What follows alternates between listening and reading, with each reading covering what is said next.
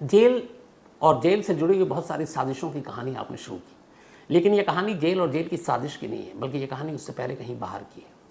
कहानी south Africa के बेहद खूबसूरत शहर केप टाउन की है। केप टाउन में हमेशा एक बहुत अच्छा स्टेडियम है क्रिकेट का, इंडिया जब जाती है एक टेस्ट मैच या वनडे वहाँ ज़रूर होता है, या T20। तो इसी केप टाउन में 25 साल का एक नौजवान रहा करता था। उसका नाम है थाबो बेस्टर। थाबो बेस्टर साउथ अफ्रीका का नागरिक, 25 साल की उम्र, बेहद कम वक्त में बहुत सारे पैसे कमाना चाहता था। अब ये तभी मुमकिन है जब आप गलत रास्ते पर चले, क्योंकि ईमानदारी से बहुत जल्दी पैसे नहीं कमाए जा सकते। थाबो बेस्टर ने एक तरीका अपनाया। सोशल मीडिया पे खुद एक्टिव रहा करता था। उसने अपने कुछ फेसबुक अकाउंट खोले अलग अलग, और उस फेसबुक अकाउंट के ज़रिए वो ख़ास तौर पर साउथ अफ्रीका की तमाम मॉडलों को अपनी तरफ रिझाता और फंसाता। वो उन मॉडल्स को फेसबुक के ज़रिए अप्रोच करता और फिर उन्हें अच्छे अच्छे असाइनमेंट, अच्छे मॉडलिंग असाइनमेंट, ये सब दिलाने के नाम पर वो उनके कांटेक्ट में आता, उनसे दोस्ती करता। हर कोई अपना करियर बनाना चाहता है, नाम कमाना चाहता है, शोहरत कमाना चाहता है, दौलत कमाना चाहता है। तो ऐसी बहुत सारी मॉडल हैं जो थी कि चलो एक प्लेटफॉर्म मिल रहा है, अच्छी मॉडल बनेंगी, अच्छा प्लेटफॉर्म मिलेगा। तो ऐसी मॉडल का भरपूर फ़ायदा उठाता थाबो बेस्टर। वो उन मॉडल के संपर्क में आने के बाद उनसे दोस्ती करता, फिर अचानक मौका देखकर वो उनका रेप करता, उनके पैसे लूटता और भाग जाता। 2010-11 में ऐसे एक के बाद एक बहुत सारे इंसिडेंट हो गए।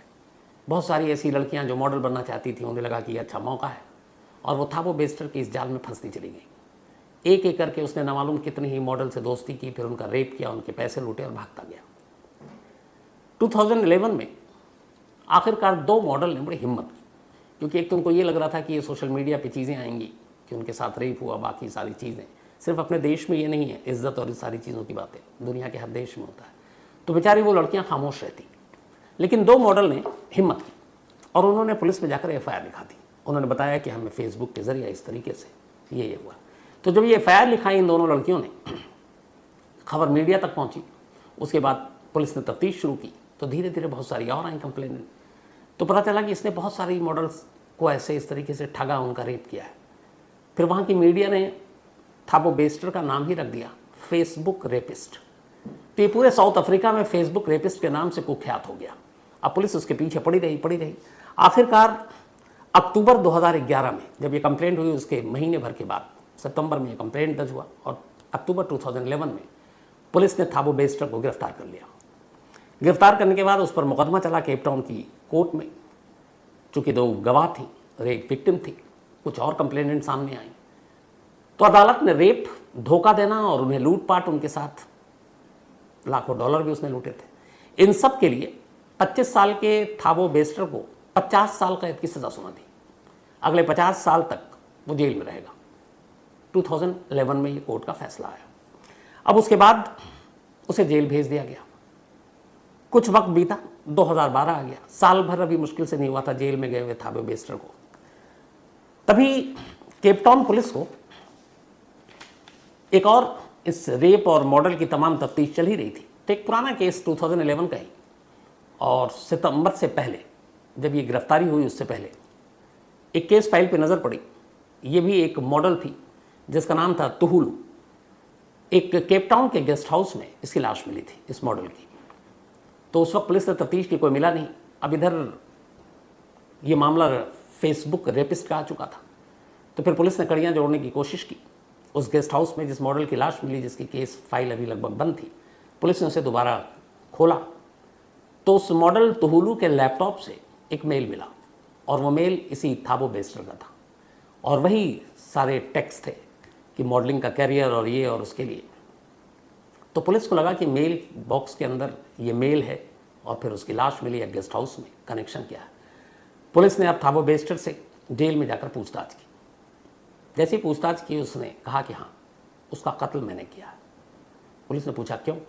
तो उसने कहा असल में वो मैं उसको भी इसी तरह फेसबुक के ज़रिए मैंने फांसा, लेकिन फिर उसके बाद उससे धीरे धीरे प्यार हो गया, तो हम दोनों साथ वक्त गुजारने लगे। फिर एक रात जब मैं उस गेस्ट हाउस में था तो मुझसे लड़ पड़ी। उसने कहा कि हम अलग अलग नहीं रहेंगे, हमें शादी करनी है। बोला मैं उससे शादी करना नहीं चाहता था, मैं उससे पीछा छुड़ाना चाहता था, लेकिन वो बहुत वायलेंट हो गया और उसने कहा शादी तुमसे करेंगे। तो मुझे भी गुस्सा आया, मैंने चाकू उठाया और उसे मार डाला। बाकायदा उसने ये बात पुलिस और कोर्ट दोनों के सामने एक्सेप्ट कर लिया। जब उसने ये एक्सेप्ट किया तो 16 अगस्त 2012 को केप टाउन की ही कोर्ट ने उसे एक और उम्र कैद की सज़ा सुना दी। 50 साल पहले ही था, मतलब अब वो जब तक जिंदा है अंदर ही रहेगा, बाहर नहीं आएगा। अब इस केस के बाद जब उसको एक और उम्र कैद की सज़ा सुनाई गई तो जिस जेल में बंद था फिर उस जेल से निकाल कर इसको ऐसे कैदियों को जो इस तरह के वहाँ पे ज़्यादा खूंखार माने जाते हैं, तो केप टाउन में एक बहुत ही सुरक्षित जेल है, जैसे हालांकि कहूँ कि ना कहूँ तिहाड़ जेल, क्योंकि तिहाड़ जेल बहुत सुरक्षित है, अब इस पर शक होता है। तो खैर उसको वहीं केप टाउन की एक जेल है जिसका नाम है मैंगोंग जेल, तो इस मैंगोंग जेल में अब थाबो बेस्टर को भेज दिया गया। मैंगोंग जेल की खासियत यह कि साउथ अफ्रीका के वन ऑफ द मतलब मोस्ट सिक्योर जेल में से इसकी गिनती होती है, और उसकी एक वजह है, लोकल जो जेल में लोग स्टाफ हैं उनके ऊपर करप्शन के इल्ज़ाम लगते रहते हैं, जैसे हमारे यहाँ भी लगता है। तिहाड़ जेल के ऑफिशियल 84 के ऊपर तो केस है, तो इसीलिए इस मैंगोंग जेल को बाकी साउथ अफ्रीका की जेल से इसलिए अलग माना जाता है क्योंकि इस जेल की जो सिक्योरिटी है वो सिक्योरिटी जो है एक ब्रिटिश सिक्योरिटी कंपनी है G4S उसके हवाले है। यानी ब्रिटिश सिक्योरिटी कंपनी G4S इस पूरे जेल की सुरक्षा की जिम्मेदार है, वही इसकी जिम्मेदारी उठाती है, बदले में सरकार उसे पैसे देती है। तो अब इसी मैंगोंग जेल में बेस्टर को लाकर शिफ्ट कर दिया गया 2012 में। 10 साल बीत गए, बेस्टर की कहानी खत्म, कोई कुछ नहीं, वो अपनी पूरी ज़िंदगी अब बस गुजरने का इंतज़ार कर रहा क्योंकि जेल से बाहर आना नहीं है। 10 साल बीत गए, 2022 आ गया, पिछला साल 3 मई की तारीख थी, इत्तेफाक से अगले हफ्ते 3 मई आ जाएगी। तो 2022 10 साल हो गए हैं बेस्टर को जेल में। जेल के अंदर उसका बड़ा अच्छा व्यवहार, बड़ा कैदियों से, जेल ऑफिशियल से मिलनसार, बड़ा अच्छे से मिलता। शायद उसे उम्मीद थी कि अब वो कभी बाहर तो आएगा नहीं, तो उसके पूरे बर्ताव में भी अब बहुत सारी तब्दीली आ गई थी। लेकिन तभी 3 मई 2022 को एक खबर आती है। खबर ये थी कि मैंगोंग जेल के एक सेल में आग लग गई, और जैसे ही आग लगती है जेल में सारे सिक्योरिटी स्टाफ हरकत में आते हैं, उस सेल की तरफ दौड़ते हैं, भागते हैं। सेल का दरवाज़ा खोला जाता है, सेल के अंदर धुआं ही धुआं, आग ही आग। वो जो बेड और सारे कपड़े थे वो सारे जल चुके थे, गद्दे वद्दे। अब उस सेल में एक पूरी तरह से जली हुई लाश पड़ी थी। फौरन उसको निकाला जाता है कि शायद कुछ जान बची हो, लेकिन पता चला मुर्दा है, वो मर चुका है। इत्तेफाक से ये सेल किसी और कैदी का नहीं बल्कि इसी थाबो बेस्टर का था जिसमें वो 10 साल से बंद था। अब उसी सेल से, हर सेल में एक कैदी इसको रखा गया था। एक लाश मिली, लाश बुरी तरह जली हुई, पहचानने के लायक नहीं। तो ये डिक्लेयर कर दिया गया जेल अथॉरिटी और G4S जो जेल सुरक्षा की कंपनी थी कि थाबो बेस्टर आग में जलने से मर गया। ये बात कोर्ट तक पहुंचती है, कोर्ट को भी खबर दी गई कि अब ऐसा हो चुका है। अब थाबो बेस्टर की फाइल बंद, जो उसके ऊपर सज़ा थी, सज़ा काटनी थी, चूँकि वो इस दुनिया में नहीं है। लोगों ने उसके बारे में बात की कि चलो फेसबुक रेपिस्ट मर गया, उसका ऐसे ही अंजाम होना था जो उसने किया था। तो धीरे धीरे वक्त बीता और लोग इसको भी भूलने लगे। 7 महीना बीत गया। 3 मई की बात थी जब ये आग लगी थी। दिसंबर 2022 का महीना आ गया। दिसंबर 2022 में वहाँ के एक न्यूज़पेपर में एक खबर छपी, और उस खबर के साथ एक तस्वीर छपी। ये जो खबर थी ये एक ह्यूमन राइट्स पर एक आर्टिकल था, और उस आर्टिकल में पेपर का नाम था ग्राउंड अप। उसमें एक तस्वीर थी। तस्वीर में एक सेलिब्रिटी डॉक्टर है, उनकी तस्वीर थी, उनके बच्चों की तस्वीर थी, और कोने में एक और शख्स की तस्वीर थी। जब ये तस्वीर छपी तो सोशल मीडिया पर अचानक एक सवाल के बाढ़ आ गई इस अखबार के में, इस खबर छपने के बाद। और सवाल ये था कि जो कोने में खड़ा शख्स है उस सेलिब्रिटी डॉक्टर के साथ, जिन डॉक्टर का नाम था नंदीफा मकदुमाना, तो इन डॉक्टर नंदीफा के साथ कोने में खड़ा वो शख्स कौन है। सोशल मीडिया पर इसको लेकर एक तरह से मुहिम शुरू हुई। ज़्यादातर लोगों का मानना था कि कोने में खड़ा वो शख्स कोई और नहीं, थाबो बेस्टर है। लेकिन अब ये कैसे मुमकिन। और अखबार में छपी खबर के मुताबिक ये तस्वीर महीने भर पुरानी है, यानी नवंबर की, जबकि 3 मई को उस मैंगोंग जेल में आग लगी है और बेस्टर मर चुका है। बाकायदा ऑफिशियली इसका डिक्लेयर सब कर चुके हैं। अब जब बात चली कि ये कौन है, ये वही थाबो बेस्टर है, बात पुलिस के कानों तक पहुंची। पुलिस के कान खड़े हुए। पुलिस को लगा ये पॉसिबल ही नहीं है, वो तो जेल में मर चुका है, केस उसका क्लोज हो चुका है। फिर भी कंफर्म करने के लिए पुलिस की टीम डॉक्टर नंदीफा के घर पहुंचती है, क्योंकि वही जवाब दे सकती थी कि इस तस्वीर में कौन है। अब हैरान होने की बारी पुलिस की थी। जब वो नंदीफा के घर पहुंची तो पता चला घर में ताला लगा हुआ है। पड़ोसियों ने बताया कि वो जिस दिन से अखबार में खबर छपी उसी दिन से वो गायब है, पूरी फैमिली गायब है। अब पुलिस ने कहा कि ये क्या चक्कर है। पुलिस ने कहा कि अब इस खबर को कंफर्म करना चाहिए कि इस तस्वीर में वाकई थाबो बेस्टर है, और अगर वो है तो ये मुमकिन कैसे है, क्योंकि वो 3 मई को मर चुका है। अब इसके बाद लोगों ने भी आवाज़ उठानी शुरू कर दी, सरकार पर उंगली उठी, जेल प्रशासन पर उंगली उठी कि सब मिली भगत है, उसको भगा दिया गया है और उसे मुर्दा करार दिया गया, करप्शन है। वहाँ के अपोजिशन पार्टी ने भी मुद्दा उठा दिया। अब जब ये सारी चीज़ें मुद्दा उठाया गया तो पहली बार अब ये हुआ कि चलो जेल प्रशासन को कहा गया आप अपनी इंक्वायरी रिपोर्ट दीजिए। अब वहाँ से फिर से रिपोर्ट मांगी गई। मार्च 2023 में ऑफिशियली पुलिस को कहा गया कि आप इस मामले की तफ्तीश कीजिए। दिसंबर 2022 में तस्वीर छपी, 3 मई 2022 को आग लगने से मौत हुई, और उसके बाद मार्च 2023 अभी की बात कर रहा हूँ, पिछले महीने की, उसमें यह हुआ कि पुलिस को ऑफिशियली इस मामले की जांच कीजिए कि बेस्टर जिंदा है कि मुर्दा है। अब पुलिस ने ऑफिशियली जांच की, एक टीम पहुंची जेल। उसने कहा कि उस दिन जो हादसा हुआ उसके बारे में बताएं, उस दिन के सीसीटीवी फुटेज दिखाएं, पोस्टमार्टम रिपोर्ट दिखाएं। अब जब पोस्टमार्टम रिपोर्ट सामने आई तो उसमें चौंकाने वाली चीज़ थी। पोस्टमार्टम रिपोर्ट के हिसाब से जो उसमें सारी चीज़ें थी वो ये कि जिस शख्स की सेल में जलने से मौत हुई है उसके सिर पर कोई चोट के निशान मिले।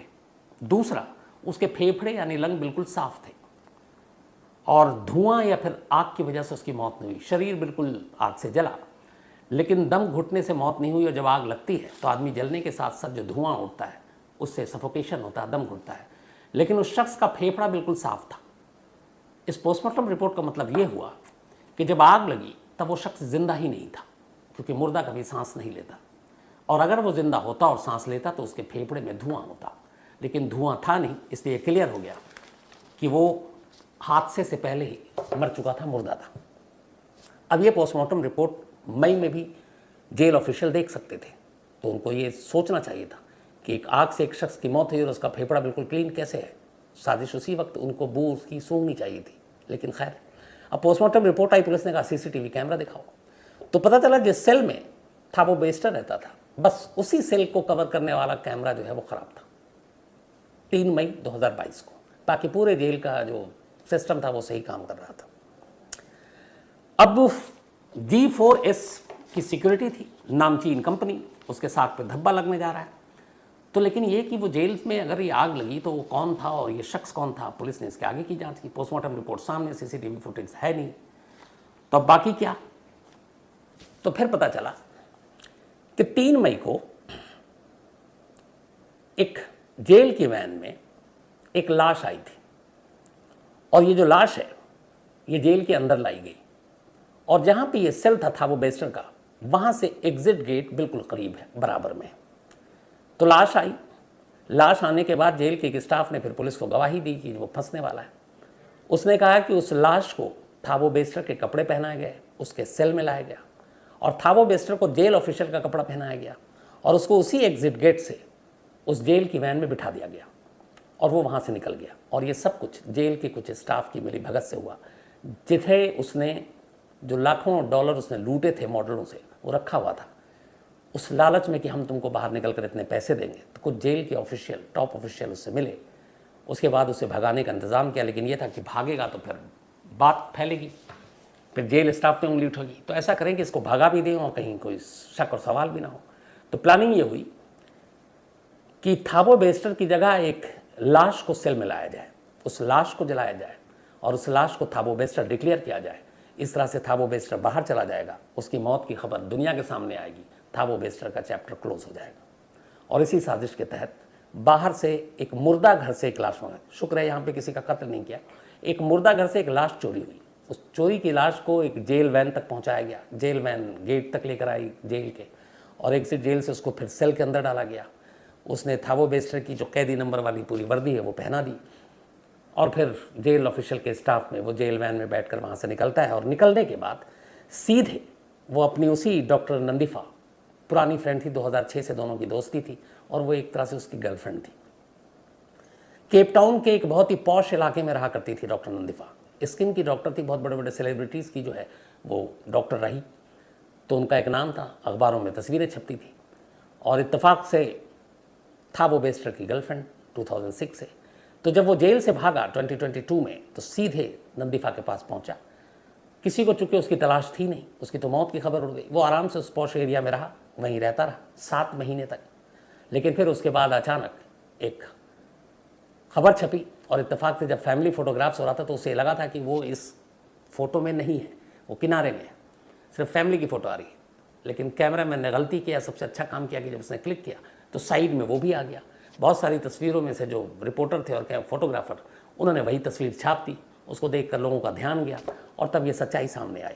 अब जब ये क्लियर हो गया तो जेल के बहुत सारे स्टाफ को बर्खास्त किया गया, उनके खिलाफ इंक्वायरी बैठी, वहाँ के पार्लियामेंट में ये मामला उठा, सरकार को घेरा गया।